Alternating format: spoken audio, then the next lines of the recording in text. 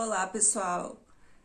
Depois de muito tempo, eu estou aqui novamente, aqui no YouTube. Antes, na verdade, eu fazia muitas lives no Instagram e era sobre um motivo totalmente diferente do que eu vim falar aqui agora. Eu vou começar resumindo o que aconteceu, tá? O que aconteceu nos últimos 2 anos. Lá no início da pandemia, eu tava trabalhando ainda, trabalhava com psicanálise, com hipnoterapia, sou psicanalista. E aí aconteceu o que aconteceu para todos, né, que foi ficar em casa. E eu fiquei em casa durante bastante tempo. No começo foi complicado, mas depois eu voltei, assim, aos poucos, e não demorou muito para eu voltar a atender de forma online. Continuei atendendo de forma online. E aí aconteceu que as escolas também pararam, e eu tenho um filho, hoje ele tem 7 anos, vai fazer 8. Então eu tinha que ajudar ele nas questões da escola. Meu filho, ele tem altas habilidades, e é sobre isso que eu vou falar aqui. Na verdade, eu quero trazer muitas coisas, muitas questões sobre altas habilidades, para pais, principalmente. Por quê? Eu, como mãe de uma criança, assim, eu sei o quanto é complicado, eu tenho vivido isso, eu tenho passado por isso, e não tem sido fácil. Então, eu só resumi essa questão do meu trabalho, porque eu fazia muitas lives lá no Instagram, falando sobre saúde emocional, saúde mental. Era, assim, bem frequente, e já faz... Eu falei que faz quase 3 anos, a pandemia, né? Faz 2 anos que eu não faço, aproximadamente 2 anos que eu fiz a última live e parei totalmente de fazer vídeos. Então, nesse tempo, o que aconteceu? Começaram a acontecer várias coisas que eu precisei estar com o meu filho. Eu tenho 2 filhos, meu filho mais velho também tem uma atipicidade, ele tem TDAH, e só que quando o meu filho mais velho, quando ele nasceu, eu ainda era muito nova e eu tive muita dificuldade. Na verdade, não tive dificuldade porque eu não entendia a profundidade do TDAH. Então, hoje eu percebo, depois das questões do meu filho mais novo, que é o Miguel, que lá com o meu filho mais velho eu deveria ter feito muitas coisas que eu não fiz. E que não tinha ninguém para me dizer, não teve ninguém para me dizer, olha, você precisa agir dessa forma, você precisa conduzir ele de determinada forma. E o que acontece é que o meu filho mais velho é muito inteligente também. Ele sempre aprendeu muito fácil as coisas. E ele vinha da escola com os cadernos em branco. Ele não copiava absolutamente nada. E eu não entendia aquilo. Então eu ficava cobrando que ele estudasse, que ele copiasse. E foi muito difícil isso pra mim, porque eu não conseguia entender.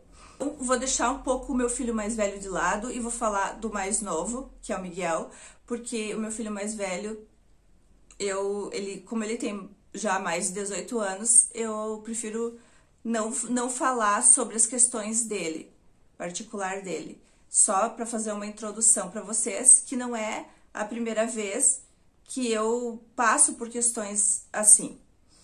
E então, quando eu tive o Miguel, logo desde bebê a gente já percebeu que ele era diferente. É engraçado porque as mães, normalmente, que eu conheço, que eu tenho visto, vídeos, comentários no Instagram, em várias plataformas digitais que tem esses grupos de pessoas que orientam sobre altas habilidades, superdotação, e os pais estão sempre lá, porque buscando informações sobre essas questões. E existe uma desinformação muito grande sobre superdotação, altas habilidades. Ainda existe aquela ideia, que eu acredito que seja uma ideia de um senso comum da sociedade, que uma criança com altas habilidades, que uma criança superdotada, ela já nasce sabendo tudo. Ela não precisa ninguém ensinar nada para ela. E é aquela ideia meio fantasiosa do que é uma criança atípica nesse sentido. E eu nunca tinha tido, acredito, ao menos que eu soubesse, contato com uma criança assim. Então, para mim, foi muito diferente e estranho também.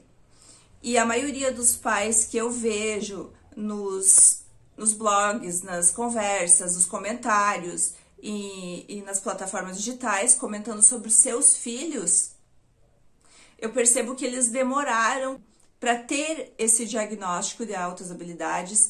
Assim, poucas pessoas, aqui eu estou falando logicamente da maioria, poucos perceberam cedo. Eu percebia logo cedo que meu filho, que ele era diferente. Tinha algumas questões, algumas coisas que ele fazia diferente das outras crianças. Ele era muito inteligente. Assim, desde bebê, o que a gente conversava com ele e ele entendia o que a gente estava falando. Assim, eu percebi que com ele eu precisava conversar muito porque ele precisava dessa conversa. Então, isso foi uma coisa que eu vi que era diferente. E aí, ainda bebê, agora não tô lembrada de quantos meses ele tinha, mas acredito que uns 8 meses, 9, mas por aí. E ele gostava muito de música, então ele sempre gostou muito de música. Ele via que o pai dele ligava, quando ia ligar o rádio para ligar a música, que o pai dele ligava o fio na tomada. E o normal é as crianças colocar o dedinho na tomada, né? Por curiosidade, para saber o que é. Enfim, é natural que as crianças façam isso. O Miguel, quando ele viu o pai dele, ainda com 8 ou 9 meses aproximadamente, ligando na tomada esse fio, a partir daquele momento, ele começou a pegar, ele pegava porque ele engatinhava, ele caminhava se segurando em objetos, segurando no sofá, e assim ele ia. Começou a caminhar cedo, antes de 1 aninho ele já estava caminhando. Então ele pegava o fio e ele ia até a tomada e ligava. Ele ia lá no rádio, ele ligava o rádio, colocava a música que ele queria. E isso foi uma coisa, na verdade, a gente já achava que ele era muito, muito inteligente, muito esperto, mas quando ele começou a fazer isso, ao invés de ir lá e colocar o dedinho na tomada, para nós foi uma coisa diferente, para mim, né, ao menos como mãe, foi diferente. E a questão dele conseguir ligar o rádio, ele abria, na época tinha era um rádio que colocava vários CDs, e ele apertava, ele colocava no CD que ele queria, e na música que ele queria ele ia passando. Comecei a entender que ele aprendia olhando. A outra coisa que ele fazia muito também, eu trocava a fralda, tirava a fralda suja, que a gente normalmente enrola a fraldinha, né? E trocava e colocava uma fralda limpa. E ele, imediatamente, quando ele viu que ao tirar a fralda a gente colocava no lixo, ele começou a pegar a fralda e ele querer colocar no lixo. Então são coisas assim que talvez até parece, não é nada. Mas para nós a gente achava que ele era muito esperto, mas a gente achava só isso. E ele nunca colocou o dedo na tomada. E isso foi uma coisa interessante, porque eles entendem se aquele fio serve para ligar um rádio, para ligar um micro-ondas, para ligar coisas na tomada, então eles entendem, mesmo ainda pequeno, que é para isso que serve. E que a tomada, no caso, não tem outro objetivo. Ele entende que aquilo ali foi feito para ligar um rádio. Isso tem coisas muito, assim, detalhes que é diferente em crianças com altas habilidades e que as pessoas não percebem. E a gente percebia que tinha essas coisas e que tinha muitas outras coisas, mas eu não sabia o que era, como eu já comentei. Quando eu decidi começar, esse é o primeiro vídeo, eu tô falando direto, sem cortes, sem nada. Então, provavelmente vai ficar bastante, talvez, repetitivo. Depois eu vou tentar editar, ver se dá tempo de editar, no caso. Mas talvez algumas coisas fiquem repetitivas, porque é uma história que eu tô contando, e quando a gente tá contando uma história, assim, diretamente, acaba acontecendo isso. Que ele foi crescendo, então a primeira pessoa que falou, que disse assim pra nós, olha, eu acho que o filho de você, ele tem altas habilidades de superdotação, foi a pediatra. Eu não lembro exatamente que idade ele tinha, mas eu acredito que ele tinha por volta de 2 aninhos de pouco. Ele sempre foi uma criança extremamente ativa, uma criança alegre, sempre foi comunicativo com as pessoas. E a partir daquele momento que a pediatra falou, a gente começou a observar mais. Ele começou a ir na escolinha com 8 meses. Ele ia, a princípio, algumas horas. Depois ele começou a ir um turno. E quando ele ficou maiorzinho, ele não queria mais ir só um turno na escola, ele queria ir o dia todo. A ocasião que uma pro me mandou uns desenhos que eles estavam desenhando, mas isso eles eram bem pequenos, eu acredito que ele tinha 2 aninhos e pouco. E ele tinha desenhado um Fusca, com o dedo assim, o dedinho na tinta, ele tinha desenhado um Fusca. E outros desenhos que agora eu não tô lembrada, mas ele tinha feito os desenhos e a professora me mandou a foto porque ela ficou surpresa dele fazer um desenho tão assim que tu olhava e tu via que era um Fusca, tu olhava e tu via o que era aquele desenho. Até que quando chegou os 4 anos, quando ele tinha 4 anos, ele já jogava xadrez. É difícil explicar isso cronologicamente, porque quem tem filhos assim sabe que é complicado e que a gente vai falando e vai lembrando de outras coisas. Anos e pouco, ele ganhou uma bicicleta da tia dele, que é aquelas bicicletas de equilíbrio.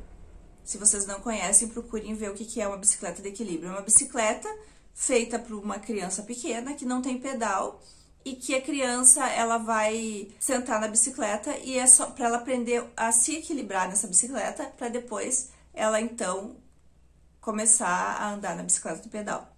E muito rápido ele já estava andando na bicicleta equilibrado, ou seja, o que ele fazia? Ele subia na bicicleta, subia no banco da bicicleta, levantava as perninhas e andava, ele empurrava com o pé e andava, ele andava nas descidas, ele descia barranco na praça e ele não caía. Então, assim, ele conseguiu esse equilíbrio muito rápido. Ele tinha 3 aninhos, ele ganhou uma bicicleta de pedal, começou a andar nessa bicicleta e antes ainda dos 4 anos, ele ganhou uma bicicleta ainda maior, que naquela época era uma bicicleta grande para a idade dele, para o tamanho dele. Então, com 3 aninhos, ele já andava com essa bicicleta de pedal, essa que era maior. Inclusive, ele participou de algumas competições infantis, que quando tem essas competições de ciclismo, eles acabam colocando ali as crianças para competir também.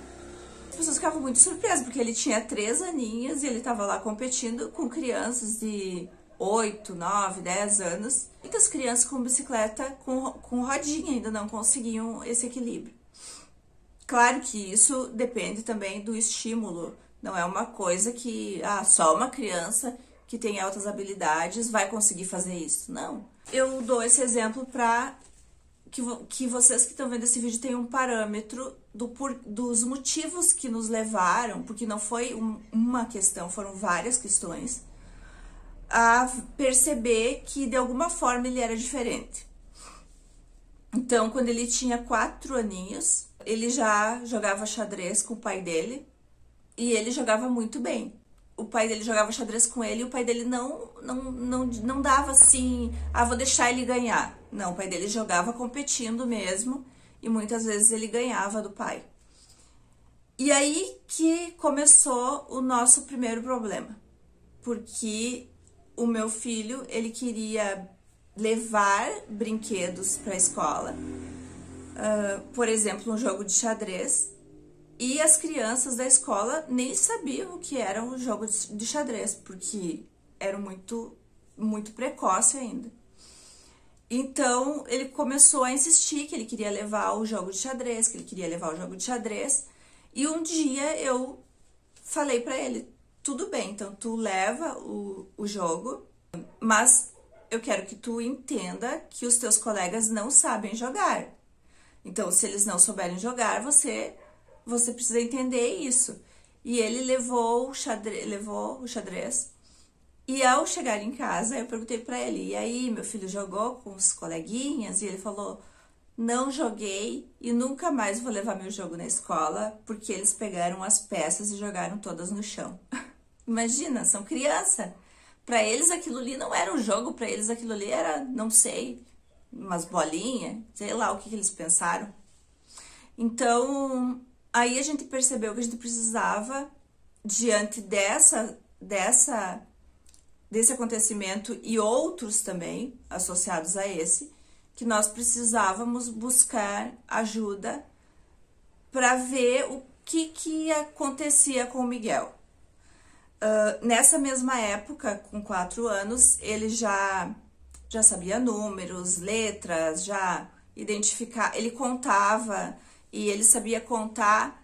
Não era aquela coisa decorada, que normalmente as crianças decoram, vou contar de 1 até 10. Isso as crianças decoram muito cedo. Não, ele sabia, como que eu vou explicar? Ele entendia o que era contar. O que é contar? Ele sabia o conceito de contar. Então, ele contava, assim, ia contando, até, eu não sei dizer, não quero dizer até quanto ele contava, porque eu não quero mentir, eu não tô lembrada. E é muita coisa pra gente lembrar.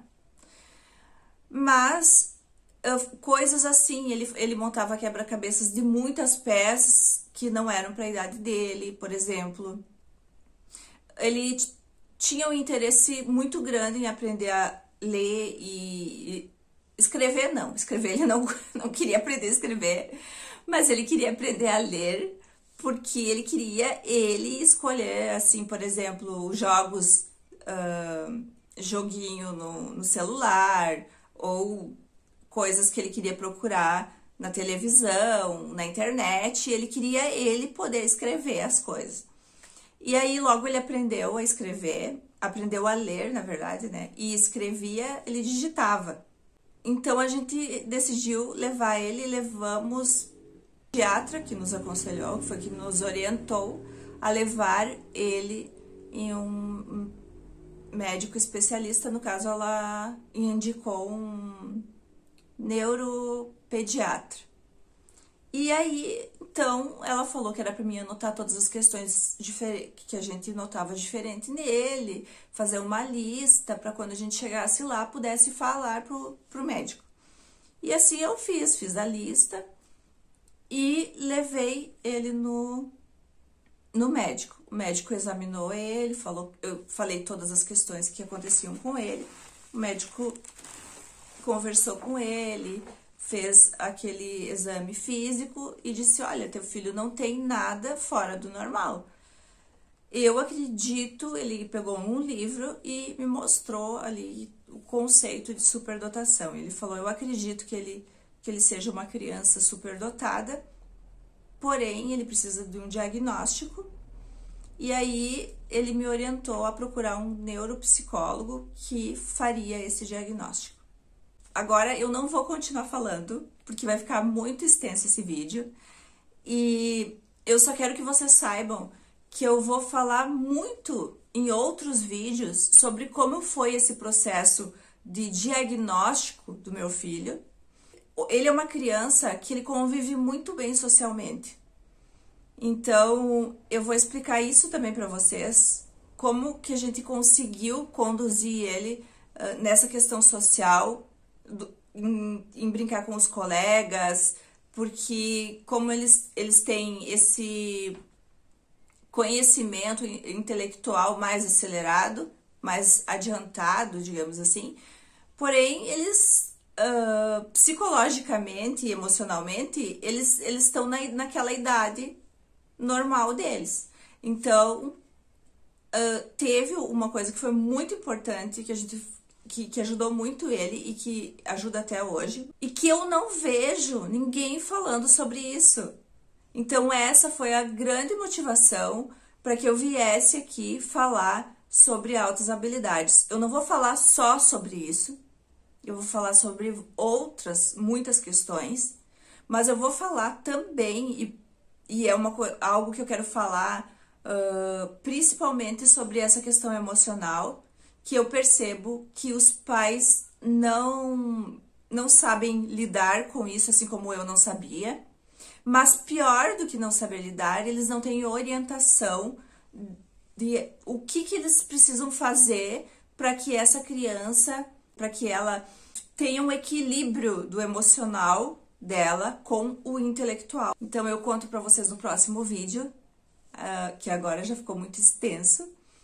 E eu espero que vocês tenham gostado da história que eu contei pra vocês, que agora eu vou ver como é que ficou, mas é difícil mesmo contar, tem muitas coisas.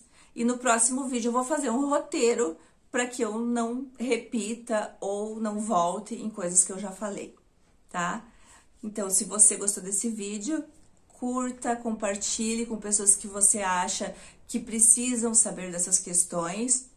Vou falar sobre características de crianças com altas habilidades de superdotação e muitas outras coisas que eu tenho certeza que pessoas que têm filhos e até as que não sabem muitas vezes que seu filho tem altas habilidades, porque tem muitas pessoas que têm filhos com altas habilidades e não sabem porque não entendem as características, e eu vou falar sobre isso também, tá?